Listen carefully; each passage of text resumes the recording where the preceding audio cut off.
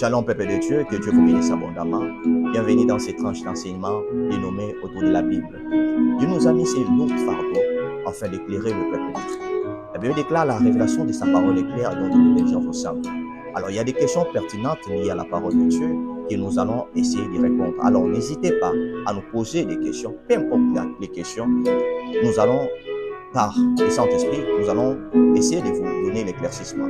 Alors, j'ai reçu beaucoup de questions, c'est qui est vrai, mais il y a une question que nous allons essayer de décortiquer aujourd'hui. C'est lié au livre de Genèse chapitre 3. Et la question qui m'a été posée, pourquoi l'Éternel n'avait-il pas chassé les serpents dans les jardins de l'Éden? Lui qui est un animal nuisible et qui avait poussé l'homme à la désobéissance, à cause de lui que la mort est entrée. Mais aucun passage biblique nous atteste que Dieu avait chassé les serpents dans les jardins de l'Éden. Alors nous avons essayé de faire notre investigation pour nous montrer ou nous donner un passage biblique où nous montre clairement que Dieu avait chassé les serpents dans les jardins de l'Éden. Chose que nous n'avons pas trouvée, nous avons compris qu'il n'y a aucun passage biblique qui nous montre que l'Éternel avait chassé l'homme dans les jardins de l'Éden. Mais est-ce que cela veut dire que le serpent est resté dans les jardins de l'Éden? Non. Et grâce à Dieu, nous allons essayer de découvrir qu'est-ce qui s'est passé ces jours-là. Alors, nous allons essayer un peu de naviguer dans le passé, voir un peu l'histoire de l'humanité. L'Éternel n'était pas Dieu, mais il est devenu Dieu lorsqu'il a réussi ou il a créé. Lorsqu'il a eu une création qui lui sont soumis.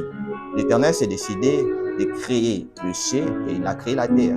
Le ciel est créé pour les êtres invisibles, la terre était créée et l'Éternel n'a pas voulu que la terre soit ainsi. C'est de là qu'il s'est décidé de créer un être qui lui était semblable. C'est le divin Adam. Nous devons comprendre que Adam était le seul créature dans les jardins d'Éden qui était créé selon l'image et la ressemblance de Dieu. D'où Adam avait la prééminence sur tous les créatures du jardin d'Éden. Un jour, l'Éternel se décida de rapprocher les animaux auprès d'Adam pour que ces derniers leur attribuent des noms. Mais après avoir fait son travail, Adam avait remarqué qu'il n'y avait personne qui lui était semblable. C'est par là que l'Éternel se décida de plonger Adam dans un profond sommeil et tira de son corps qu'il renferma à la chair, il créa Ève. Nous devons comprendre, bien aimés dans le Seigneur, Adam a été créé selon l'image et la ressemblance de Dieu. Il était les seules créatures dans les jardins d'Éden qui étaient créées ainsi. Bien que Ève créée, mais la Bible déclare dans le livre de 1 Corinthiens chapitre 11 verset 7, l'homme est créé selon l'image et la gloire de Dieu, tandis que la femme est créée pour la gloire de l'homme. Et lorsque le serpent s'est introduit dans les jardins d'Éden, le serpent a séduit Ève. Ève a pris l'arbre de la connaissance du bien et du mal, mais malgré la désobéissance, Ève avait continué à garder la gloire de Dieu. Pourquoi? Parce que le chef était encore debout. Et lorsque le chef Adam, le divin Adam, avait pris l'arbre de la connaissance du bien et du mal, c'est de là que tous deux s'étaient rendus compte qu'ils étaient nus. Pour dire, puisque Adam avait la prééminence du jardin d'Éden, lui qui était la tête, le fait que Adam puisse tomber, c'est-à-dire que toutes les créatures étaient tombées aussi avec lui. C'est pourquoi vous allez remarquer dans Genèse chapitre 3, à partir du 22e verset, la Bible déclare, l'Éternel Dieu dit, voici l'homme est devenu comme l'un de nous. Or, l'homme en question, il n'y a pas un homme. C'est-à-dire, l'Éternel était en train de s'adresser à un individu. Est devenu comme l'un de nous pour la connaissance du bien et du mal. Empêchons-les. Et empêchons-les, les en question, c'est un pronom, je dirais un pronom personnel complément. Or, si l'Éternel était en train de s'adresser à Adam et Ève, le lait devait aussi avoir un S. Et à la fin, nous pouvons sauter de le verset 23, la Bible dit, et l'Éternel Dieu les chassa du jardin d'Éden pour cultiver la terre d'où il avait été prise. C'est ainsi qu'il chassa Adam.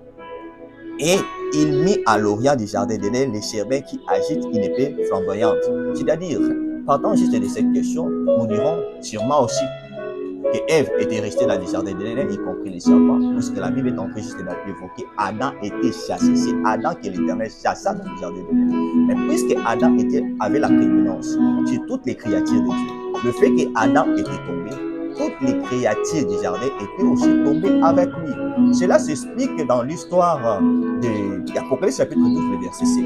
La Bible déclare que les Satan Et ces anges combattirent contre Michael et ses anges. Mais ils ne furent plus les plus forts. Ils furent précipités sur la terre. Mais dans Jean, Jésus dit, je voyais Satan tomber du ciel. Jésus n'a pas énuméré les anges qui accompagnaient Satan, mais Jésus a évoqué juste que Satan est tombé.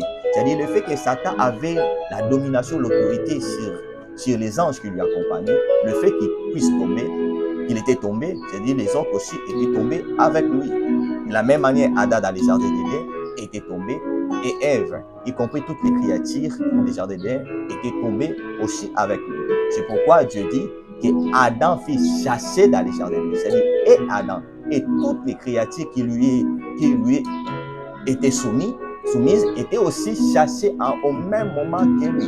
C'est-à-dire, ni Ève, ni les serpents étaient restés. Si nous devons nous référer juste à ce que le frère a dit, on dira que Ève aussi était restée dans les jardins d'Éden. Or, nous voyons déjà, Genèse chapitre 5 nous montre clairement qu'Adam a une liaison avec sa femme.